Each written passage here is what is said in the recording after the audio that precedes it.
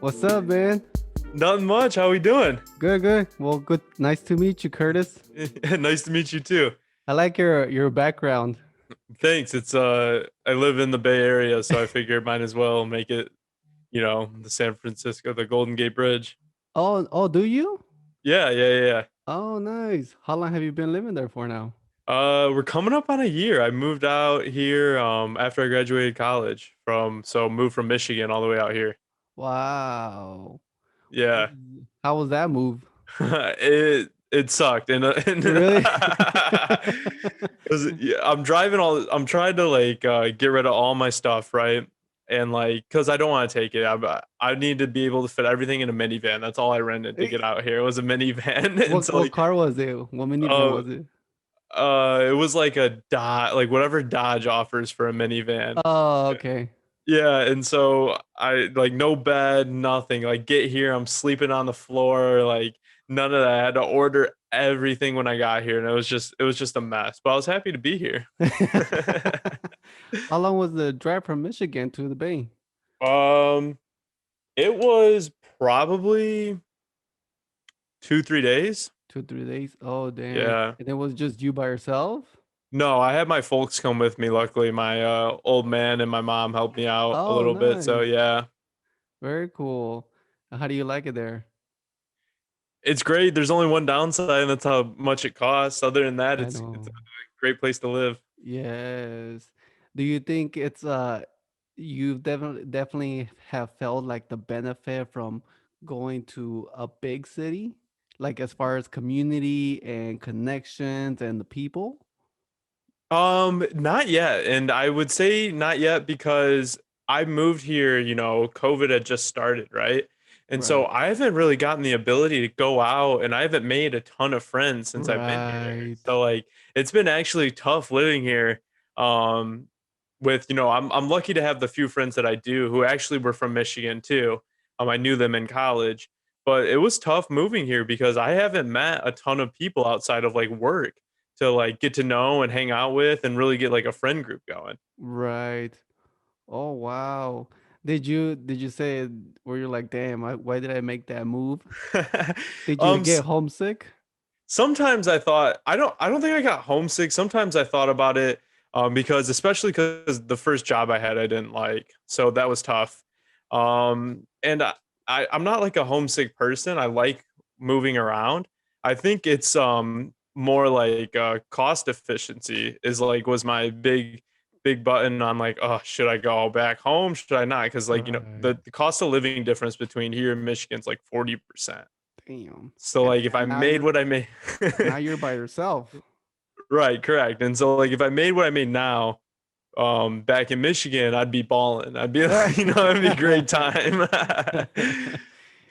Yeah, I guess that's one of the cons about going to a big city, right? You get good opportunities and most likely you end up like in a good job depending on your experience and of course your knowledge. But then again, your rent is high and everything's high. So now it's a tricky situation, right? Right. And I think big cities have a lot to offer. I know when we go around here and I go around, it's like the different parks in San Francisco, right? Where I grew up, people didn't really go to parks, I would say. It's not like there's everything's too spread out for like people. People had their own backyard, so there was no need to go to a park. And like I just look at how kids grow up here and are just so like everything, San Francisco is like, the LGBTQ capital of the world or something like that. And it's just such like a diverse place that I Mhm. think there's such an opportunity for people that do grow up here to really experience like the diversity of a world. You live in a spot where, best put it, like my background, right? You live in a spot that has world known like places that people come from around the Right. world to come and see and experience, and you get to see and meet and watch all these people come and realize that people come from different places. Right. Right. And yeah. Cause I mean I'm now in Texas, but I came from California. And I kind of made the opposite move of what you did. You were because you're from Michigan, right? You said Correct. Michigan, Yeah. and how was Michigan more of like a um well, obviously complete opposite from the city, right? Oh yeah, How was it living burbs. In Michigan? It's Michigan's not bad. It's just not like it's almost too cookie cutter for me. And what I mean by that is there's no diversity. And I guess I wouldn't say that Mm, for people. There's diversity when it comes to people, but like every house looks the same. Every city you go to in Michigan is about the same. Every store, everything people wear, like it's all roughly the same. Everyone's there. It's a very like middle class place to live, and that's what it is. You just see suburban houses. Everyone's driving like your Chevys and your Fords, like that's what, but like newer. That's what everyone drives. And then you see, at least from my experience, and everyone's like it's just everyone shops the same clothes, and like the mall goes to the same malls. And that's the one thing too that absolutely sucked about living in Michigan. The only thing to do for fun in Michigan was the is mall. like to the mall. If you're underage, it's the mall, and if you're over 21, you just go out to the bar, and like that's it. Like those are your two things that you get to do Right, growing up in Michigan. And then like there's lakes and stuff like that, but there's only a certain time period you really go to those, right? And that's the right. summer. Summer's like 3, 4 months. After that, like what do you do? It's fall, it's cold, you're not gonna go swim at a lake. So you go to the bar. Like there's nothing else to do. People just go to the bar. Right. Yeah, that's crazy. I think that it's good that for like California and stuff like that, that you kind of gotta have that mix between like the old school people that have been there for a long time and have like the old mentality, but then you have youngsters or new people that kind of have an open mind, and they can both collaborate it and make a state or a city even better than how it was before, you know? Definitely. I'd say one of the coolest moments being here was actually when Biden won the presidency. And I say that I'm not pro Biden by any means. I'm not pro Trump either. I think they both kind of sucked as options. But like um you saw people here were so excited. Like there was old people in the streets, there was young people in the streets, and everyone it was almost like one of those movie moments where you see like everyone's judgment dissipates off. Any Yeah, judgment that you would hold dissipates, and everyone is just standing there enjoying life together and enjoying a new beginning. And it was one of the most surreal moments to be a part of. People danced in the street, no one cared, no one was angry that day, and it was phenomenal. right. Wow. How do you think it would have been if we would have been the opposite? Oh, I would have there would have been riots. I wouldn't doubt it. I guarantee you across the US I bet you there would have been riots.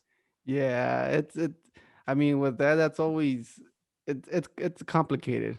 It's complicated. There's too much, you know, it's too much politics, too much corruption, and but I mean, the United States is it's not that old. We're only like about like 400 years or something like that old, We're and like a tween, yeah, yeah, or something like yeah, that. exactly. So it's like we're slowly we're getting better, Yeah, but it's not gonna happen overnight, and it's not gonna be next year or 2 years. It's gonna take a long time. And the problem is that we need to have people that are open-minded and able to adapt and evolve, right? Because that's what us humans are supposed to do: evolve and get better and better at things. correct. And I think part of it goes from misrepresentation in a lot of places that I think we need to work on. And I think some of that has to do to the old rules. You have to be a certain age for this and that, which I kind of understand. But like you look at like Congress, right? And it's like majority of them are old white people. And Mm, like that's such a misrepresentation of how the United States actually is, right? And I mm, think there needs to be, I'm not saying there has to be like, okay, there's this percentage of old people in the country, so that percentage gets put in Congress. I'm not saying it has to be like that, but I think there needs to be more of a balance in there, yes. right? Instead of like, okay, well, we're all in our 60s and this is what we'd like. And that's what's gonna happen. Like, and that all the rest of us are screwed. Or like a big push for people my age is the student loans and how it's like kind of ridiculously outrageous how much they cost. And Right. so, and someone who's older who, there's people still arguing like I, went to college and had a minimum wage job and supported myself. And it's like a minimum wage job in college now couldn't pay for 1 year of college. Like, you know what I Right. mean? So there's the big disconnect there. Right.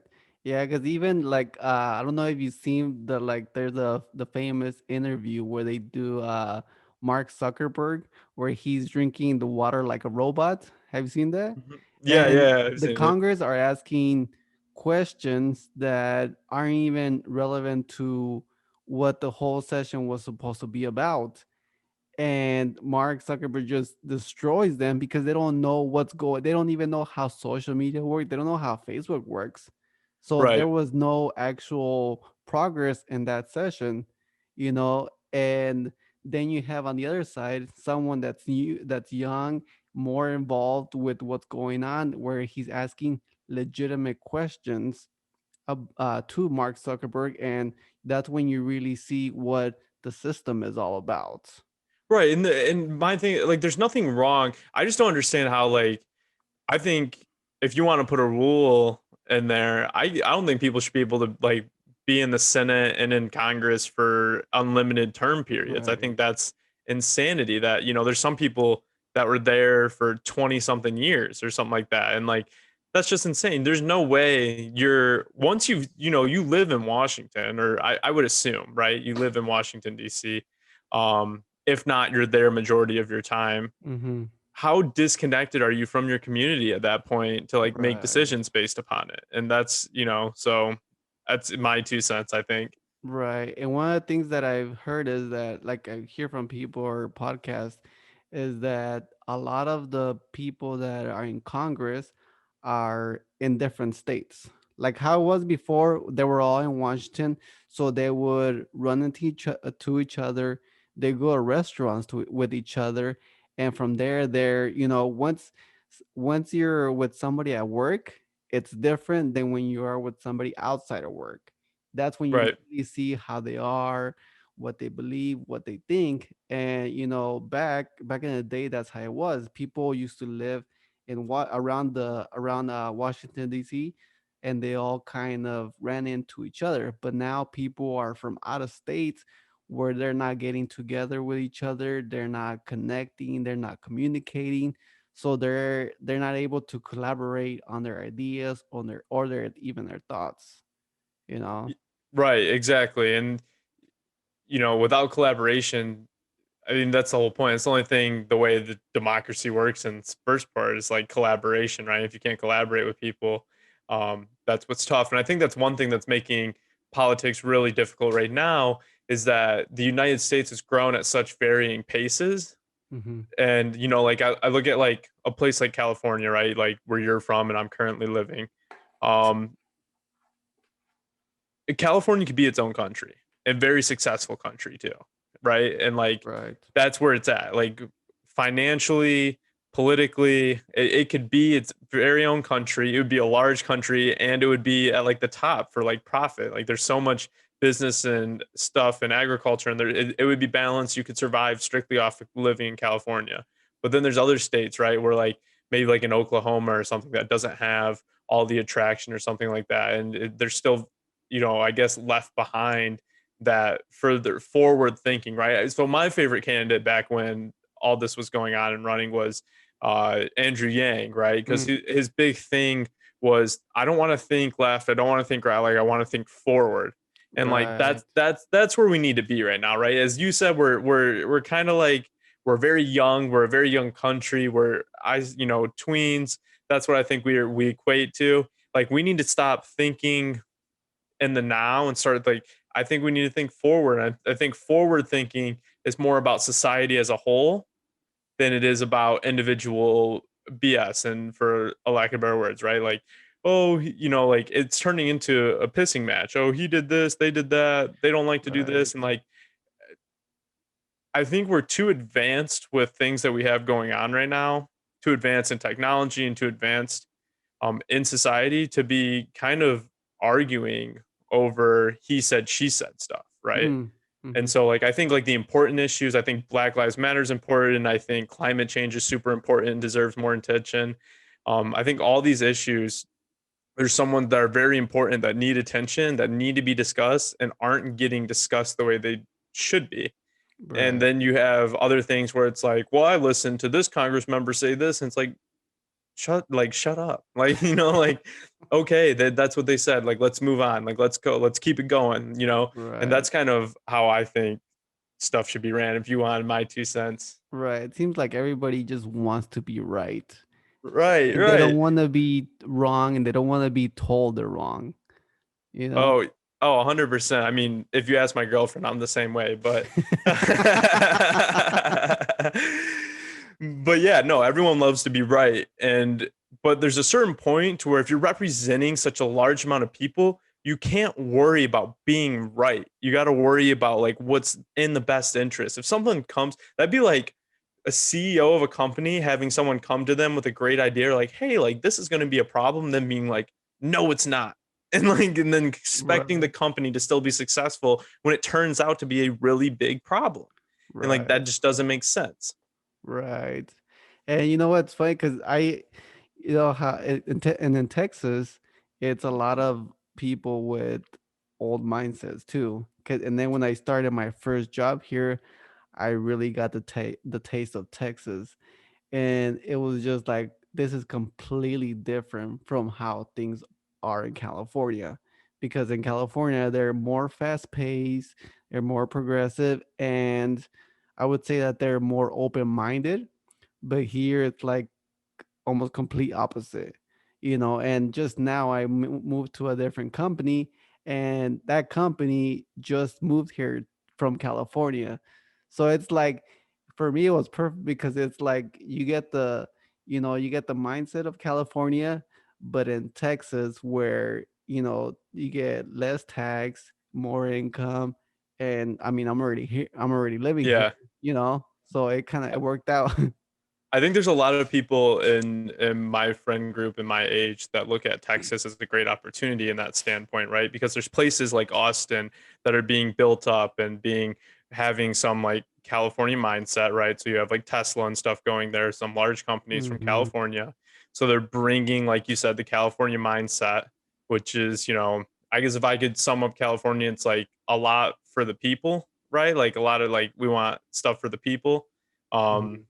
and so bringing that mindset and bringing, it makes it a great spot to live. It makes you want to live there. I know I've thought about moving to Austin, Texas, because it's like I could buy my first house there at my age and live in a place that also, shares my values or like isn't, Right. like the whole like I think the whole gunslinging Wild West like ideal that people have of Texas, where it's like Lone Ranger burning a stake or whatever. I don't want to say it's over. I think that's still going to be there and it'll be there forever. But I think Right. places are starting to. I think a new identity is starting to form. Right, it's starting to become a little more progressive, which is cool to see. It's cool to like see that mixture happen. Right. A lot of old Texans don't like it though. I know Yeah. that. Yeah, and see, that's where I think that's where Texas is great, and in that sense is because it's Texas, but it also has Austin and it has Dallas, that are big cities and that are very progressive, and a lot of people from California and other states are moving to those. So there you get to pick and choose. All right, do you want to go to the city where they have this mentality, or do you want to live in the suburbs where it's like this mentality? You kind of get your options. Right, like, and it's such like a difference for people that don't understand why Californians or like people from these areas are moving to a place like Texas. To put in perspective for you, my apartment's $4,000 a month in rent, Mhm. and 4 grand a month in Texas could get you basically a mansion. four Right? thousand dollars in rent, Yeah, holy shit. yeah. So yeah, exactly. And so in Texas, from what I've heard, you can get probably you could rent out a pretty large house for 4 grand a month. That's pretty much you get yourself a farm. Yeah, yeah, with exactly. horses and cows included. Yeah, I mean, when I was living in California, uh, we were renting an apartment, one bedroom, one bath, for $1,400, right? And then we come to Texas and we get an apartment with two bedrooms, two baths for $1,100. So we're like, oh, and then on top of that, on your paycheck, you don't get your estate tax. So it almost felt like, even the first time, I remember the first time I got the check, I was like, oh, should I let them know? Because I feel like there's an error. I was like, was there? And I mean, it was just my first check, so I was like, I don't want to get charged for it later on. Right, right. Yeah, but they're like, no, dude, that you don't get state tax. They're like, oh It's shit. it is crazy because that's one thing too that I found out here very quickly was, I was like, I was supposed to make a certain amount and then I wasn't. And I was like, hey, what's going on here? And I looked at whatever service I had at the time, right? That allows you to look at your paychecks. And California takes like 38% of my check for stuff, right? So like that's a ton. And like that's it's tough to like have rent, apartments Yeah, 4 grand. And I split it. I do have a roommate, so it's two yeah, grand a piece.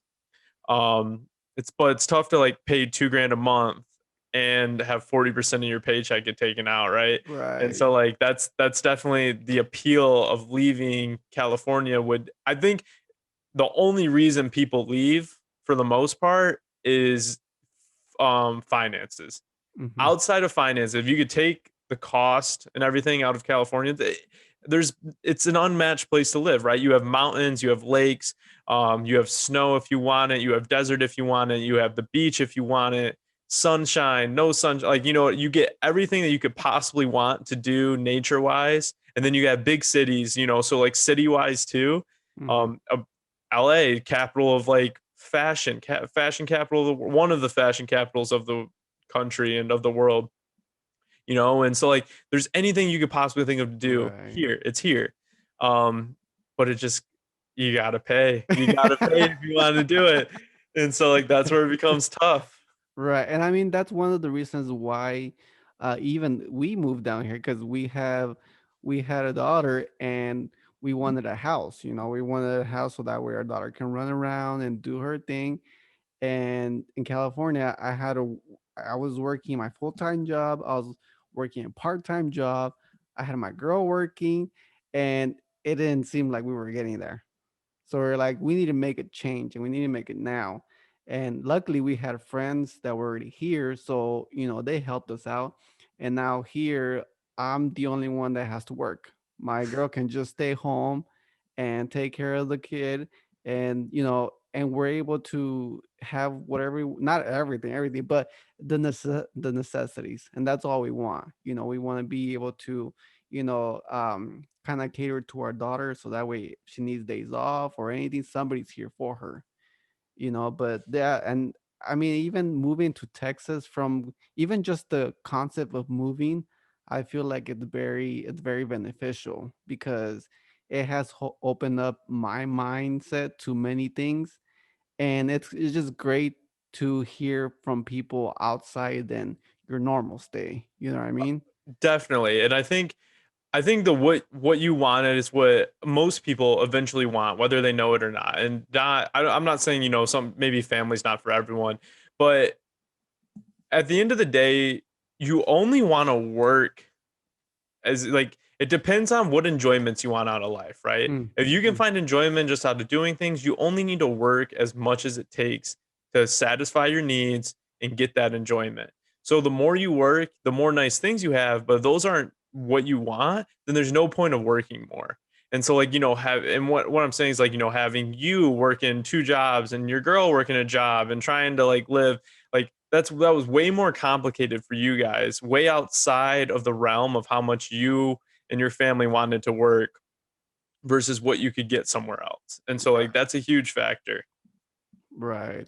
So what are you working on now and at the Bay? What do you do for a living?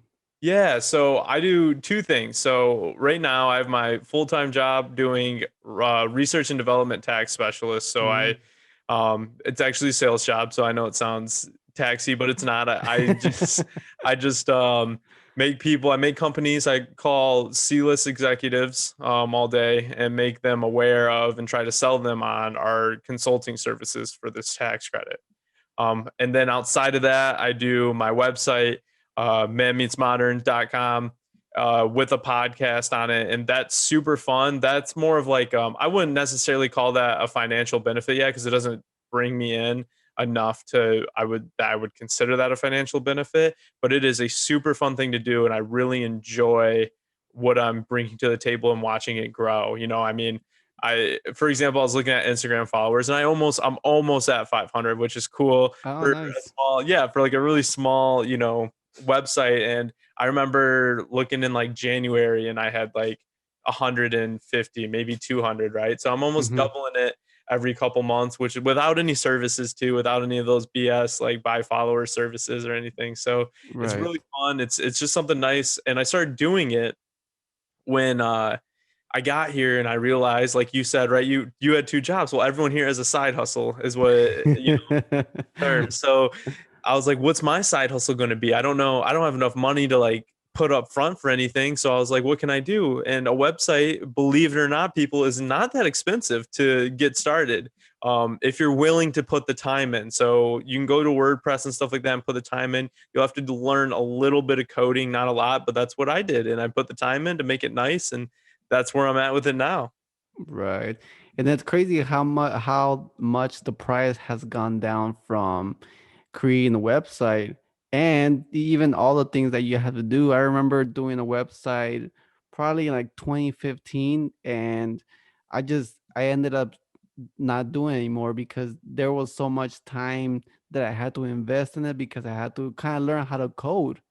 But Yeah. now I created a website like last year through Wix and everything's pretty much done. All you Yep. gotta do is just do little details and stuff like that, but it's Yep. not as complex as it was before. No, yeah, and they tell you where to input the code, which is nice. Like I know the one thing that was difficult that I had to kind of learn how to code was if I wanted like my pages to be linked in a certain way. So like All right. I have blog posts and I wanted those blog posts to also be linked inside individual pages that like categories they fall under. I know that I had to code myself and figure out how to do that. But you're right, it's all done for you. It cost me I think $300 was the startup cost for it, which anyone if you can not drink for 2 weekends, at least here it's 2 weekends worth of money. Um you could start a website and talk about whatever you want. And there's no guarantee. I think the big misconception is like I guess you don't realize how like everyone knows the web's big, but like I guess you don't realize how big until you start a website and you're like, yeah, I want people like people are gonna come to this, and then you Yeah. realize unless you promote it and are promoting it heavily, no one comes to your website, and like that was Yeah. like the biggest thing, the biggest like slap in the face that I had in my first 2 months of having it was like, oh man, like I've had like two visitors today, like like two website, like and online before you can monetize it, they tell you to get between 20 and 50 daily, like to average that. I'm like, what? I'm supposed to get 20 and 50 average on daily? I'm like, I'm happy if I get 10 people to come here on a Right. good day.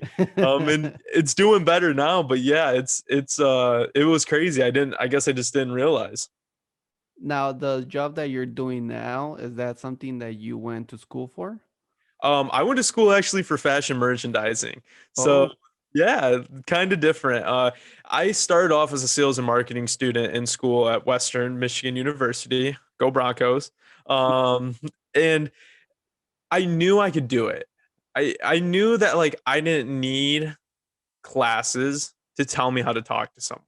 And Hmm. some people do. Don't get me wrong. And Right. there's no doubt that if I would have stayed as a sales and marketing major, there's some benefit that I would have got out of it.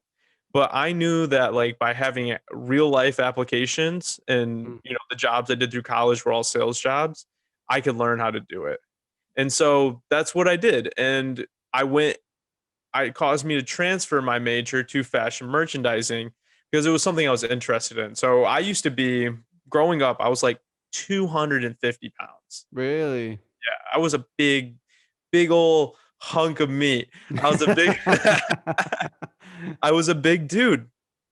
And I didn't I people, at least when I was growing up, it was still acceptable to make fun of fat people. Not saying that that's a good thing, but like that's the way it was. And Mm, so I would get made fun of, and I was like, well, how can I combat getting made fun of? And so and I was still an athlete and stuff like that. But like even like if you're the fat kid on the team, you're still the fat kid on the team. And so like that's just the way it rolls. mhm, And so you I was like, how can I combat that? I'm like, I could always dress better than everyone else. And so that's what I did. I started dressing better than everyone else. And that's how I combated it. And eventually I did lose the 50 pounds. So to become a normal weighted human being, and was looking good, man, looking lean. Put on a few pounds because of COVID, but I've never gotten near that big ever again. So like that's super exciting for me, a great thing I did. But yeah, and that's what got me uh into fashion, is that like I always like dressing better than someone mhm, else. mm. Do you think it also helped from people telling you stuff?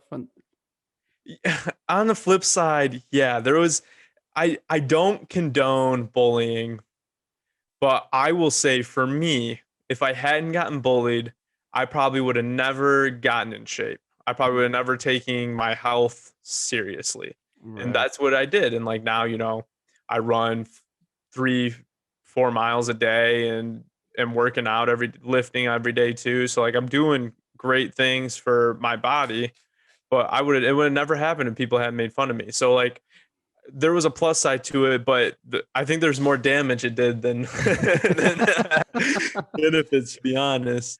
Right. I guess do you think it also depends where it's coming from and the context of it? Yeah, I think who makes fun of you has a big influence on it, right? Because Right. I'm a big firm believer in like I don't give a shit what other people say. Like I don't. Mhm. Like I don't care if some Joe Schmo that I've met once in my life calls me the stupidest person in the world. Joe Schmo does not bother my life. Right. Um, but when like a really good friend calls you fat or stupid, like then it hurts a little bit, right? Right. When a family member does it, it hurts a little bit. When you know I'll probably, for at least for me, because if a girl says it, it probably stings a little bit more than if a guy says it. Mm. And Mhm. so like, because that's the way cookie crumbles. And I definitely think that's a huge influence, is who says it. And that was a big thing, is like it was a known thing. So like everyone said it. Even, my folks were like, well, if you don't like it, go do something about it, right? Like one of those type of situations. I was like, all right, Right. like, like working out as a, teenager just doesn't sound, at least now it's become more popular. Right. But like Right. back in my time, like I was like, this just doesn't sound like fun to Yeah, me. Like, no. I just want to like watch TV, play video games, like do my like video games was huge. Like the Xbox 360 was huge. Like I Mhm. remember like playing that thing like crazy. And yeah, man, and it's tough in that aspect when everyone is on your back about it. Right. So after that, they finally got to you. That's when you decided to start working out?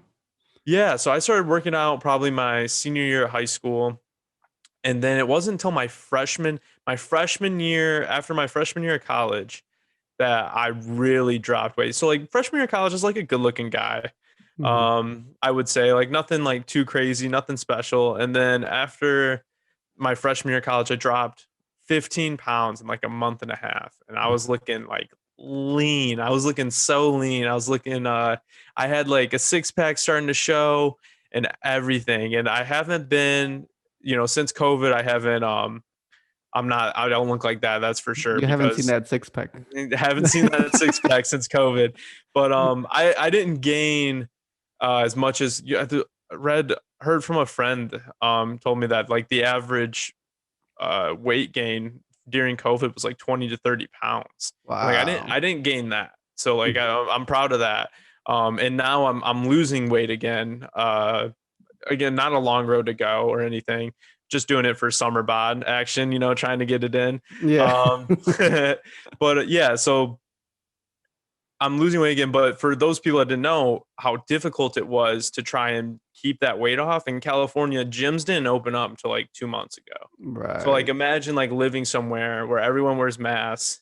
There's no gym that you can go to. I live in an apartment, so there's no gym equipment in my apartment. Ooh. And so like what can you do? You can run. Like that's the extent of like you can run and try to find, stuff maybe like a pull-up bar outside and stuff like that. So like it was very difficult to try and keep pounds off during, Right. but I'm what I think a month ago I'm 7 pounds down. So like Hmm. that's at from a month ago. So like that's good. I'm excited. Like weight gain, weight loss isn't it's difficult. Don't get me wrong, but it's more of a mind over matter situation than people think, Okay. right? So like in my opinion, when you're trying to lose weight, everyone's like, "Oh, I gotta eat like broccoli and like it's not my favorite. Let me just eat these chips." And like that part of that's true, right? But realistically, I have a bag of Tostitos in my cupboard and I just it's a mind over matter. I'm gonna only eat one serving of this if I do eat any of it. It's Mm-hmm. I don't need that candy bar tonight. It's I don't, you gotta tell yourself food is for fuel for me. It's for to help my body. It's not for flavor at that point. And like don't get me wrong, I still like on the weekend will enjoy a burrito from my favorite burrito place and stuff like that. It's okay to have those moments.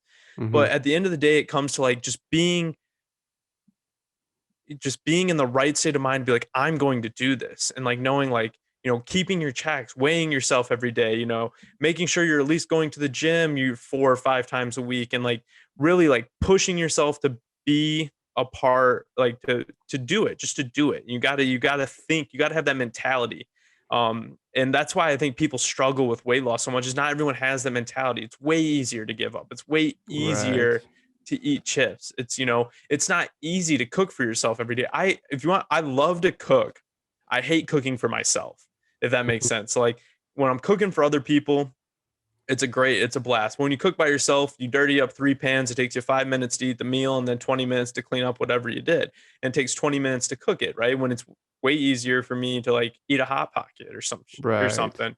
And so it really, yeah, like big firm, like big pictures, like mind over matter. If you want to do it, you gotta put the goals up on the wall, get in the state of mind, tell yourself every day to go and do it or do something about it every day.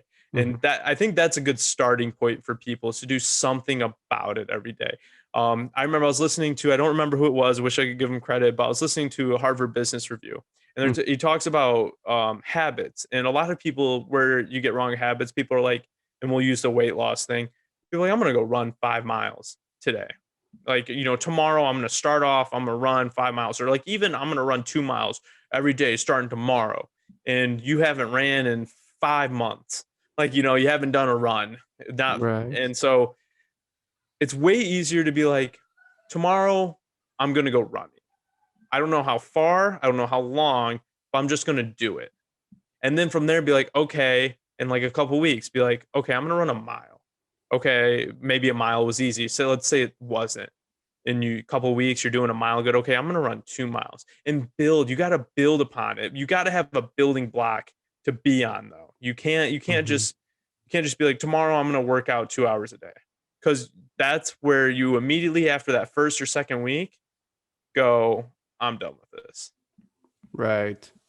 Yeah, that I mean that makes sense. And yeah, I mean you gotta take baby steps, right? And then and it takes a lot of, I guess another reason why a lot of people really struggle with it, because it it's not just the idea. Everything takes work. I mean, to lose weight, not only do you gotta go to the gym, but you gotta eat healthy, and then you gotta avoid people offering you, food that is just not beneficial for you. So just like everything, it takes a lot of work. Right, right. And yeah, and there's all those influences that are hard to avoid. And you got to tell sometimes. So like if I know, because I love, one of my, being from the Midwest, one of my things to do is drink with my friends on the weekend. I love doing it, I will always do it. At least until it causes me problems. But if I know I'm going to drink during that, either maybe Monday through Thursday, I went super hard on my workouts. Or maybe Friday morning, I do an extra run. Or like we'll do make sure I work out and run and then eat smaller meals and just make room for those things you want to do. Just like, if whatever you want to do, you can do it. You have to make room for it. You have to sacrifice, what is it? Time, effort, and there's a third one. Time, effort, and something else. Fuck, maybe it'll come to me. Hmm. But you have to sacrifice for sure time and effort. Everything takes time, time and effort to do. And so if you're willing to put the time in and the effort into it, you can do it. And so like I want to drink tonight. You know what I did? I went and worked out on my lunch period today at work. So I could go and drink tonight. Right. And I know I'm trying to lose weight, but I need nights like tonight. I'm going to the A's game. So like I knew I was going to drink there. If you know you're something like that's going to happen, don't cut yourself self short. Make time to make sure you're comfortable doing that and you don't beat yourself up about it. Right. It's almost like you give yourself, it's almost like you have to make yourself earn it, right? It's like, okay, I'll do what I have to do. And then once I've completed that, then I'll go ahead and, reward myself with something that I shouldn't probably be doing. But I I have at least one cheat day a week, right? And Right. even on that cheat day, I just devour everything. And Right. even after that cheat day, I don't even feel like having any of that food anymore. Sometimes I just feel like, you know what, I just don't want anymore. I'm just gonna keep on eating healthy, and you know, you really start to realize how your body reacts to your food, to how your body reacts to healthy food, and how it reacts to eating whatever you just want to eat. You really Right. see that change. Yeah, if people, I would advise people because I'm sure you find this happens a lot. If you can make it a month, if you're someone who eats very unclean and you can make it a month eating some pretty healthy, right? At the end of that month, do a cheat day. And I bet you that following day, right? Probably after your cheat day, you're like, oh, I shouldn't have ate, Yep. that pizza, ice cream, and whatever else you may have ate, right? You feel terrible. And you Right. realize that like your body only likes those things because you got used to it. But Hmm. when you start fueling your body with quality goods and what it actually needs to function, and you try to go back to the things that it doesn't need to function, Hmm. your body tells you it's like, no, that was not good. We do not need to Right. do that anymore. So like, yeah, like I challenge anyone that like wants to just eat better, try to do it for a month and then try to go back to not eating better. And Right. I guarantee you that next day you'll feel like crap. Yeah, and you definitely see the way your body reacts to it, almost instantly. You Oh know. yeah. Oh yeah. And like there even I've done it where like hours after I ate a pizza and was like, oh, I shouldn't have did that. Like, you're like your stomach's turning, like your stomach's just turning. You're like, I love pizza though. And like, Yeah. you're trying to get through it. But Right. yeah, it's just it's amazing. Right. And what I'm still trying to put together the what you graduated from college. Was that called fashion what? Merchandising. So Fashion essentially medicine. fashion merchandising is, there's people that design and make the clothes, Mm-hmm. and then there's people that like me that would make sure the clothes are being sold on Mm-hmm. the floor. So like when you walk into a clothing store and you see that these shirts are priced at this amount and are on this rack, that's because someone like me or what I studied made that possible, and it's all thought out to purchase products in the future. So like it's well let me finish this thought. So it's all thought out. It's all like, okay, I'm going to place these in the store at this spot because this is where I believe most people buy them and at this price. but also that's decided like a year in advance. So I Really? think the other difficult part about fashion merchandising and why I think it's more difficult than a regular merchandiser is you're making predictions on what you believe people will wear in the future, right? So like if you're a merchandiser in the grocery store, because I did work in the food industry, so I do know a little bit about it. Um, I, as a merchandiser, believe it or not, basically was what I did. Peanut butter doesn't go out of style. People are going to eat peanut Mm, butter. Like people are always going to eat peanut butter. But you can pick an ugly ass shirt to like put in the floor, to put on the mhm, floor, right? So you can pick an ugly shirt. You can have terrible pants. You could have a coat that actually doesn't keep people warm. And like that's a mistake you made. And your company's already purchased the product. They purchased the product months ago, if not a year ago. It's on the floor now. And now what do? You fudged up. I don't know. You're either fired or you're definitely being looked at. Um, and so I think that's what makes it difficult. You're not making predictions on numbers, you're making predictions on people. And mhm. people are unpredictable.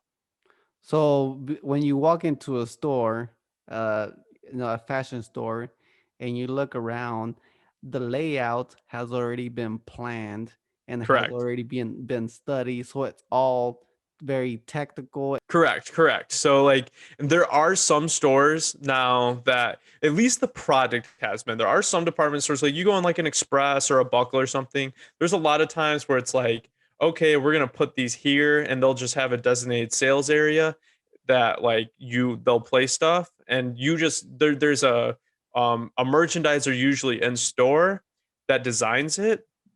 And then there's a merchandising buyer that usually buys it. So like if you're the on the buyer side of things, you're saying what products are going to be in the store. And then if you're the merchandiser in the store, you're saying where those products are going to be in the store. And so yeah, there's a two-part system to it. But yeah, though that's all decided before you walk in. Oh, I think this will look good here. That outfit's I want to sell that outfit. Maybe this jean jacket isn't doing well. So let's build an outfit in the window to get you in to buy the jean jacket. And so like stuff like that, it's all decided prior to you going in and shopping. And stuff's Wow. not put there at random. Yeah. Mm. So when you're going to school for this, is this something that you can get a job for a specific store, is or is this something you can do as a consultant or as a entrepreneur? Usually you work for a specific store or for a specific brand. And to let people know that is not easy, especially if you go to a school outside of New York, Chicago, or LA, because that's where all of Right. the headquarters are at. Um, and so it's difficult, but you could also I haven't heard of anyone doing contracted merchandising work, but you can also do it entrepreneurially in a sense to where if you opened your own store. I know a lot of kids go Mm, to school and do fashion merchandising to open their own boutiques and own their own clothing stores. And so like that's a huge thing that people do for the degree too, because it's going to teach you where to mark, on top of like knowing where to place products. It's like, where do I mark these products at? Where do I what price is good for me? What do my margins need to be at? You still learn all the business aspects you learn all the business aspects. I had to take like, I don't know, half my classes were business classes still. mm, mm. The in order for you to be successful in this position, do you think you first have to be a motivated shopper? Uh, yeah, I think you have to have some enjoyment for clothes because it's not it's not an easy gig, that's for sure. And it's not, even me, I don't mind doing it, but it's not, there's a lot of computer work that actually goes behind it. And so like you have to be comfortable just talking about clothes 24/7. Mm, Sitting behind a desk and talking about clothes. Just, oh, this would look good here and this would be good there. And this mm. this type of there's like different names for different types of displays. And it's there's a lot of thought that goes into it. Right.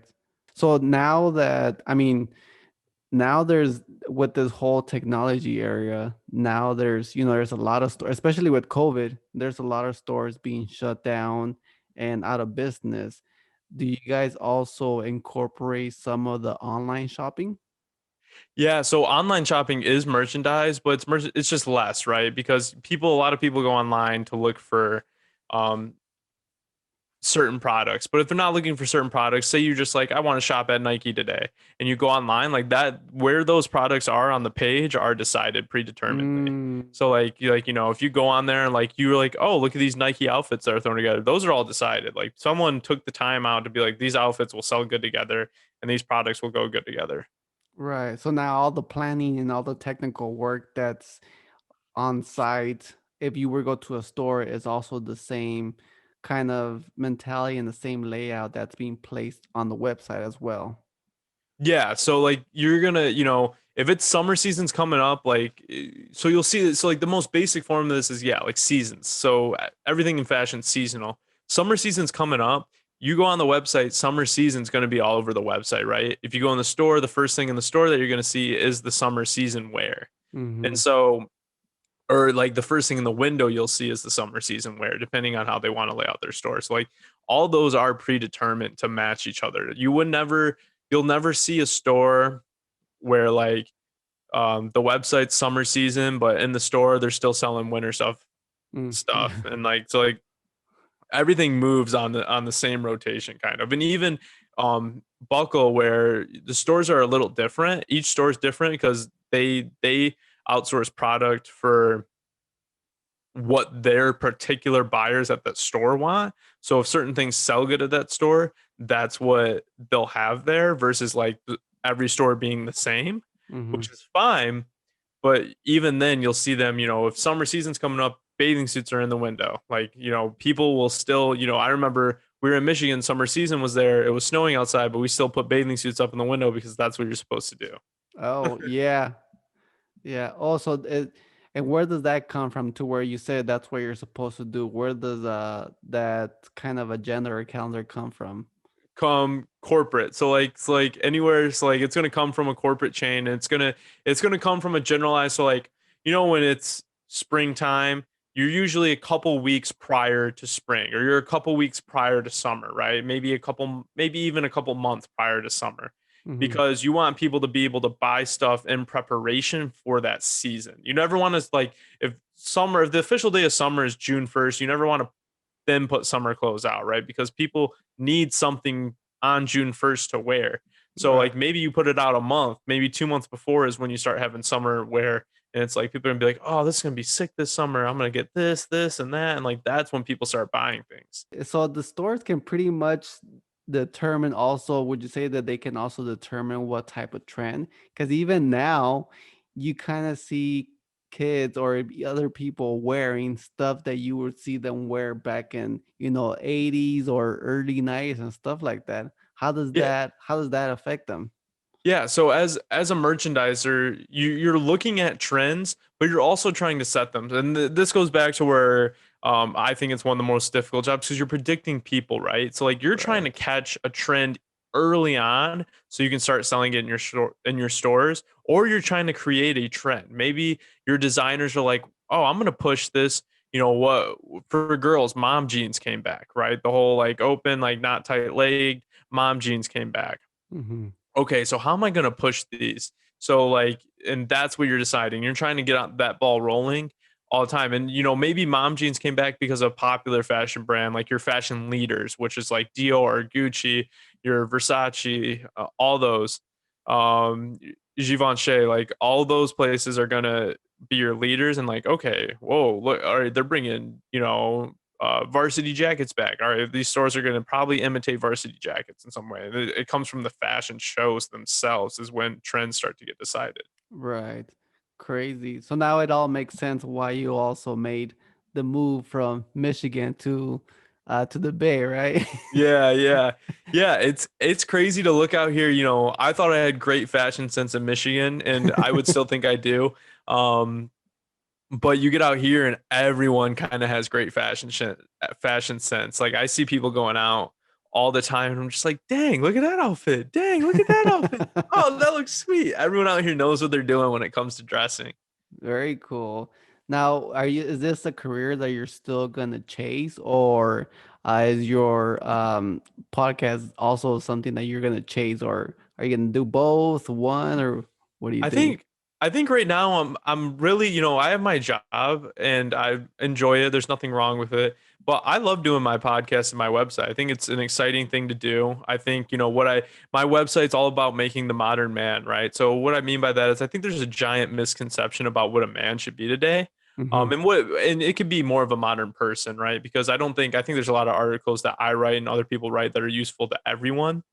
And that's what it's about. It's being okay with seeing a therapist. It's, you Mm-hmm. treating your body correctly. I have 5 topics: health, wealth, style, social, and travel. And all these things I think go into play in making a modern man. Wealth, like, a modern person is on top of their finances and on top of like making sure their stuff's together. Someone being well traveled creates a well-rounded individual, and you're able to experience other cultures and realize that like your world isn't just your world. Social skills. So like some people may struggle socially and don't know how to interact in a social setting, or maybe they don't know how to talk to a girl, or maybe they don't know how to do this, and like really helping develop those social skills. And then style, right? So there's a lot of guys I know that don't know how to dress. And like that's a huge thing, right? Because it's starting to move away from the rugged, like you throw jeans and t-shirt on and like you don't talk about your feelings and you don't show emotion, to like someone who's stylish and like can pull off maybe like a soft tone, and someone who can show emotion but can also be restrainful with it and like stuff like that. And so like that's what the whole website about. And I think it's a cool concept and idea. It's my little niche that I'm coming at people with. Mm-hmm. One of the quotes that I like to live by as far as says, your your your fashion should match your motivation. Because if you're not motivated, you're gonna put on whatever you want.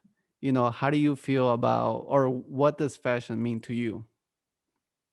Fashion Fashion means to me, it's a representation of who you are as a person. So like kind of like I think that's what you said, just more direct, right? Yours is Mhm, more about particular about motivation, but mine that's what mine is, right? It's like who I want people to perceive me to be.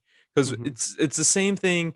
People say never judge a book by its cover, but when you go to a bookstore, what do you look at? The cover. Right. you That's know, the first thing. Yeah. the first thing everyone looks at when you're walking down the street. The first thing everything looks at is what you're wearing, because they don't know you. They have no idea who you are as a person. And so if you want to be the greatest person, if you want to be like Muhammad Ali says, I am the greatest, right? If you want to be that great person or the greatest person that you can be, it starts with, I think it starts inside, but it translates exterior. It translates to the what you wear. You got to be that person in and out. If you want to be the man, the boss, dress like you're the man and the boss. If you want to be the most chilled, laid back dude, dress like you're the most chilled, laid back dude in the world. But like that's how it has to reflect who you are, right? You're not going to be try to be the most chilled and laid back dude and wearing a suit every day. You're Right. going to try to be the best business guy in the world and wearing sweatpants. Hmm. That's not how it gets done, right? And like, I'm a firm believer too in look good, feeling good, right? Right. Look the part. If you want to be that part, like look it and go be it, right? That starts there. I don't know how many times where just having better suits than other people, and not by quality, just like more intricate. Like, I'm matching brown tone pants with a gray top that has brown seaming in it. And so like just being more intricate in my suits. How many times during college when I would go to job interviews and be just my confidence was through the roof for those interviews, because it's like I am the best looking person here. I'm the best candidate here. I'm going to kill it and get these jobs. And so like, Right. just like it translates. It translates. Right. And I feel like even your outfit can see if you're, I mean, can see if you're approachable, no? Because even if you see somebody that's dressed, all rugged and torn up, that can also be a sign that that person doesn't want to be approached, or it might mean that that person needs some help or something. How the way you dress like that, how would that affect? So I guess I guess what exactly are you asking? Let me, if you could rephrase it for me. Well, because I mean, like as far as your outfit, how approaching somebody else, or what are you communicating through the way that you dress yourself? You communicate a million things, and one thing that's included in dress is smell too, so that's a Mm, huge factor. But so like think of it this way, right? Like I'm going to use it in the most simplest way I can see it in my head is if you're a person trying to talk to either whether you like the same sex or the opposite sex, whatever you like, for you're trying to talk to them. mhm, What do you think the message is if you're at the bar and you're just wearing the same blue jeans that five other guys, for me it's women, so the same blue jeans that five other guys she just saw wearing, the same tennis shoes that her and a million other or like a million other people have, a flannel shirt and a plain t-shirt. right, What's the message you're conveying? You're conveying that there's nothing unique about you. right. Now say like so like what I guess I'll my go-to bar outfit, right? I like black. I like the color black. So like now like someone like me comes in, I'm wearing black Chelsea boots. I'm wearing ripped up black jeans with a logo t-shirt, like not logo like Nike, like a cool like design on my shirt and a jean jacket that's actually patchwork. So like my jean jacket has patches of different denim on it to form a jacket and Mhm, then it's stitched on the back and written on quotes are written on it all throughout the jacket. So super cool, intricate jacket, and like a hat and a couple different like I got chains on. I smell nice, and I got rings on. Like who's bringing more to the table at that point? right, Someone like me is, and like that's where like you said, like you asked, right? What does your dress portray? That's when it's being portrayed, right? Like that's what's who you are is being portrayed in that moment. If that's not who you are, then you need to dress differently. If you are that dude that just wears, plain t-shirt, plain jeans, and like you're just the plain Jane guy, there's someone out there for you, and like someone's mhm, gonna be receptive to that. But right, if you're that dude that wants to be the unique person that wants to be like looked at when you walk into the bar, like you gotta bring that to the table. right. And you talked earlier about that we have a misconception, or this portrayment of what a man is misidentified. How do you identify like a man is or should be? Yeah, so I think and on my website I have some of these written down. So there's like 10 of them, but like a modern I guess I'm not going to go through 10 of them. I guess I'll put it in one sentence. A modern man is someone who is is one with themselves, is comfortable enough with themselves, but is adaptable to the world.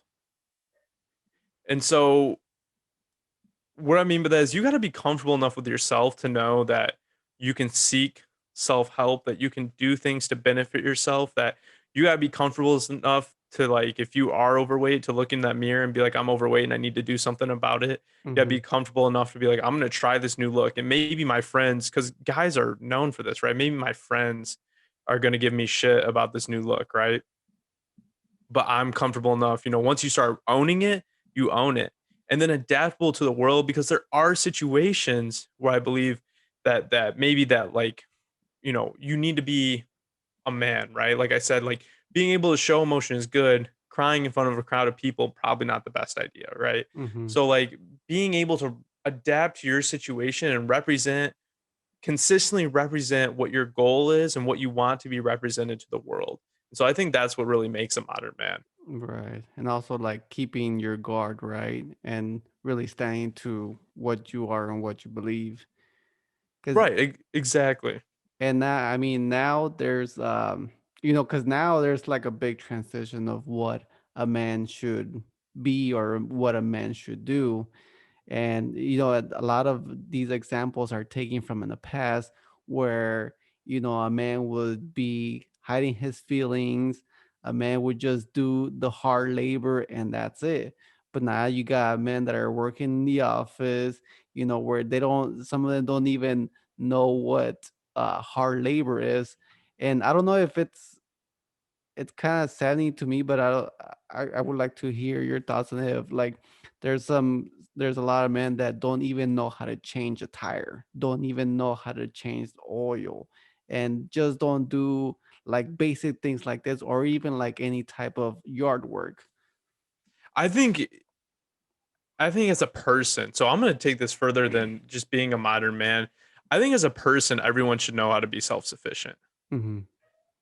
If you can't be an independent, if you can't fix things on your own, and there's some wiggle room there. I'm not telling you to be able to drop your engine out of your car and fix the Right. problem, but like if you can't change a tire by yourself and you're just stranded and you can't do that for yourself, then you're not being a modern individual. Because at the end of the day, a modern person and a modern man is someone who's also, so add this to the sentence, right? Someone who's, you know, one with themselves, adaptable and self-sufficient.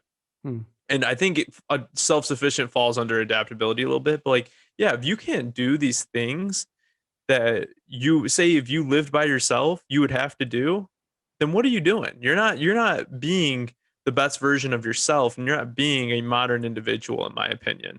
Right. Right. So, and this website and the podcast, what do you think has motivated you to start that? Yeah, so I think what motivated me to start it is because I I think I was sitting there one day and was just like, what do people just confuse like all the time? Like what is something I could talk about it and be very knowledgeable in it, and other people might need guidance on. Hmm. And that's when it came to me like, well, I feel like I'm pretty good at, going my own way, being independent, being an adaptable person, just being a well-rounded individual in a standpoint, well-rounded man. And I think there's a lot of people that could use some help in that. And I think that's where my idea came from, and that's where the longevity comes in. And is I think people are always the modern man's always going to change, right? If you're always like with as society progressive, the idea of a Right. man's going to progress, and it's a never changing thing. And I'm here to help people adapt to that change. Right. Right. And I saw the podcast that you did with your dad, or I heard, sorry. Yeah, yeah, yeah. That You're good. that was pretty funny. How was it having that conversation with your dad? It was a nice conversation to have because you take all the outstanding aspects aside, that is a public, serious conversation that I had with my old man. And it was something where like, I'm asking him questions and he's answering them honestly. And he's, telling me my old man, he talks about his past, but he doesn't talk about it a lot, right? And those are Mm. questions that I've never asked him before. And Right. so I thought it was really nice for me to see that side of my old man and to see him, ask him these questions about and see the difference, right? The big thing I wanted people to get from it is look at the difference of what a man used to be. Because if there was a man that like I ever strived to be like, um, would be my old man. I love my old man. I think he's a great guy, and I would love to be a great person just like him. And but I wanted people to also see like look at the difference of what made a great person and what makes a great person. And yeah, I am calling myself great because I have that confidence, and I believe in myself and have that backbone to do that. But I wanted to see the difference, right? I want people to be like, okay, like back in the day, like you started a family and then you went and supported your family and like you did whatever job you could to support your family, and like that's changed. Now it's like about doing what makes you happy, being open about how you feel, being able to like, process emotions, not bottle emotions, being able to dress nicely and not just wear the t-shirt and jeans, like and all these things, it's become more complex than I think people think. And that's what I want people to see and convey in that first episode. Right.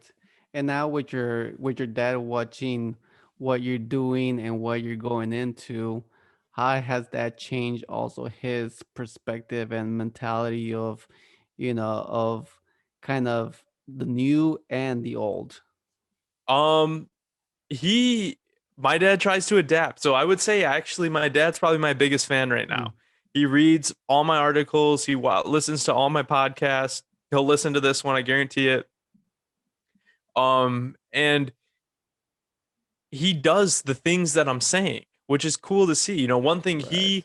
he had a nicotine habit, right? He had a jewel and was on nicotine. And one of the I used to have one. He so kind of my fault because I got it started. So way back That's not when usually the way it works. I know. Way back when my dad smoked cigarettes back when they were popular in the 80s or whatever, everyone smoked cigarettes. He quit when he married my mom. And the whole reasoning was because my mom was like, well, I don't like the smell of them.